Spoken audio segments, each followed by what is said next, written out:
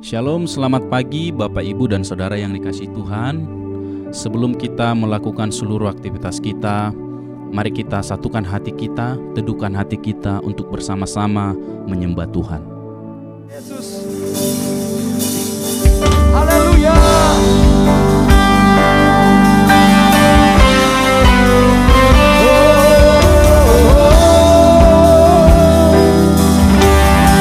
Angkat hatimu di hadapan Tuhan, saudara.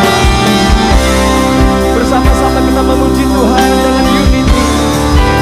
Haleluya. Ku menyembah dalam kudus hadirat-Mu,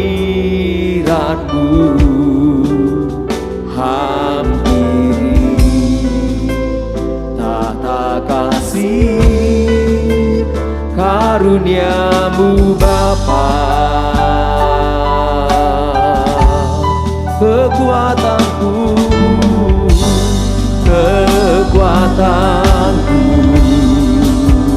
hanya dalam hadirat-Mu. Angkat tangan, katakan Yesus, hanya Kaulah segalanya.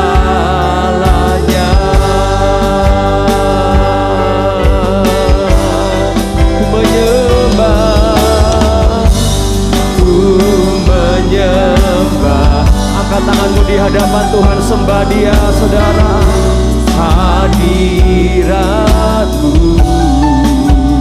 hampiri tata kasih karunia-Mu Bapa. Oh, kekuatanku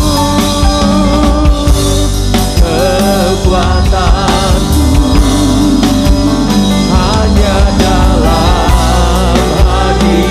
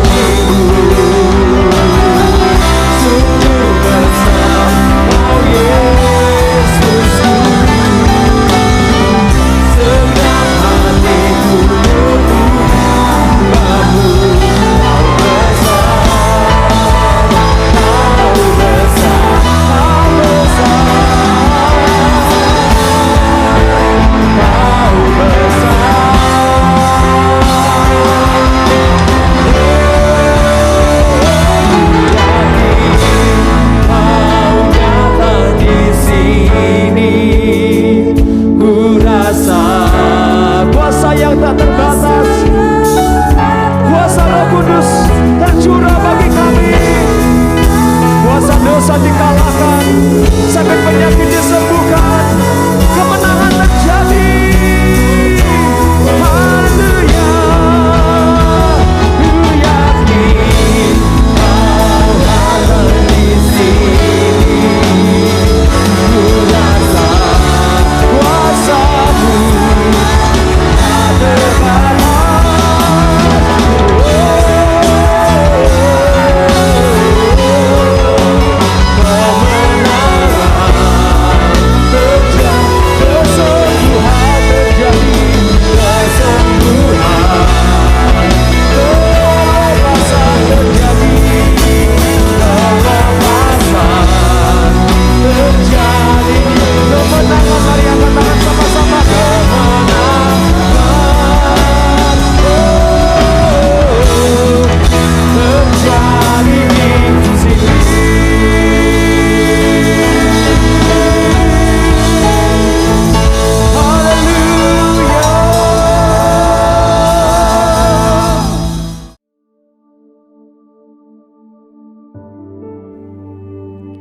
Saudara yang dikasihi Tuhan, renungan kita pagi ini bicara tentang tenang dan percaya adalah kekuatan.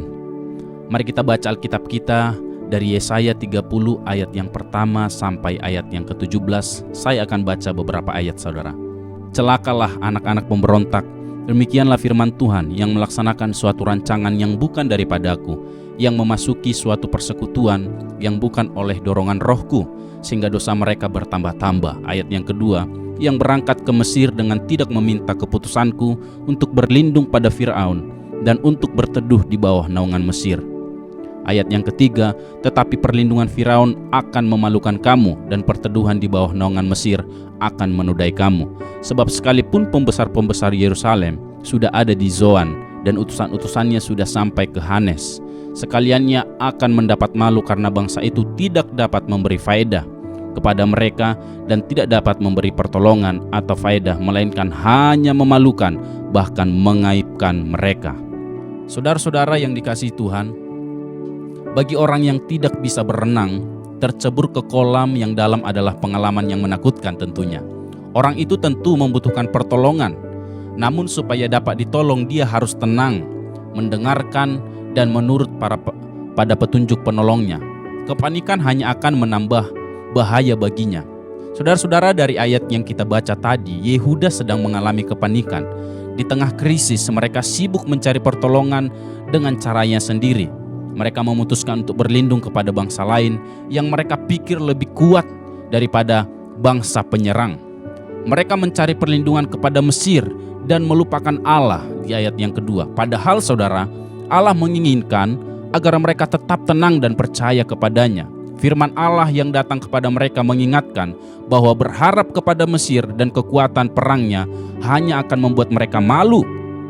Sebab Mesir tidak akan berdaya menghadapi Asyur. Ayat 3 dan ayat 7. Allah menyebut mereka sebagai anak-anak pemberontak. Sebab sekalipun mereka adalah anaknya, tetapi mereka tidak mau mendengarkan suara bapaknya yang datang melalui nabi-nabinya.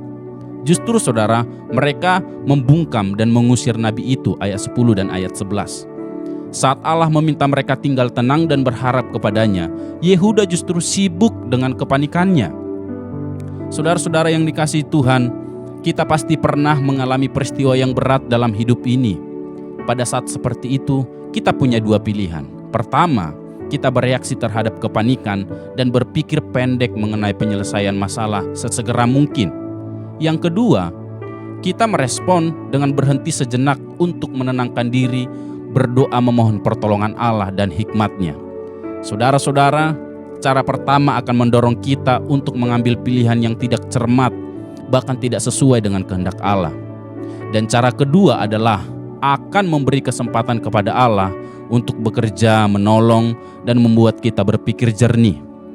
Saudara-saudara, jadi dengan pilihan yang ada itu, memilih tetap tenang dan percaya serta mengikuti kehendak Allah adalah pilihan yang terbaik. Akankah Anda memilihnya, saudara? Saudaraku, dalam menghadapi setiap persoalan, termasuk ancaman virus berbahaya COVID-19, firman Tuhan mengajarkan untuk tinggal tenang dan percaya bahwa Tuhan sanggup melindungi kita. Mazmur 91. Tenang dan percaya bahwa malaikat Tuhan berkemah di sekeliling kita untuk melindungi kita. Tenang dan percayalah bahwa Tuhan akan menjaga nyawa kita. Mazmur 121. Tenang dan percayalah bahwa kemurahan Tuhan akan memagari kita seperti perisai. Mazmur 5. Dengan memiliki kepercayaan-kepercayaan seperti ini, kita akan memperoleh kekuatan untuk menghadapi dan merespon persoalan dengan bijak, tidak reaktif, tidak latah, sehingga menghasilkan keadaan yang lebih baik. Saudara-saudaraku, percayalah bahwa firman Tuhan adalah kebenaran yang jauh di atas logika kita. Oleh karena itu, berilah diri Anda dipimpin oleh Roh Allah, bukan oleh kedagingan, kekhawatiran, ketakutan, agar kita bisa tinggal tenang, percaya dan memperoleh kekuatan dan hikmat Tuhan untuk merespon berita virus tersebut dengan benar. Kiranya renungan ini menjadi berkat bagi kita semua. Mari kita berdoa. Bapa di surga, kami mengucap syukur pagi hari ini. Ajar kami seperti renungan pagi ini, supaya kami tenang dan percaya, karena itu adalah kekuatan kami. Mungkin ada di antara umat-Mu yang hari-hari ini mengalami tekanan, masalah, pergumulan hidup, pergumulan rumah tangga, ekonomi, bahkan mengalami sakit penyakit yang membuat kami kadang-kadang risau, khawatir, takut.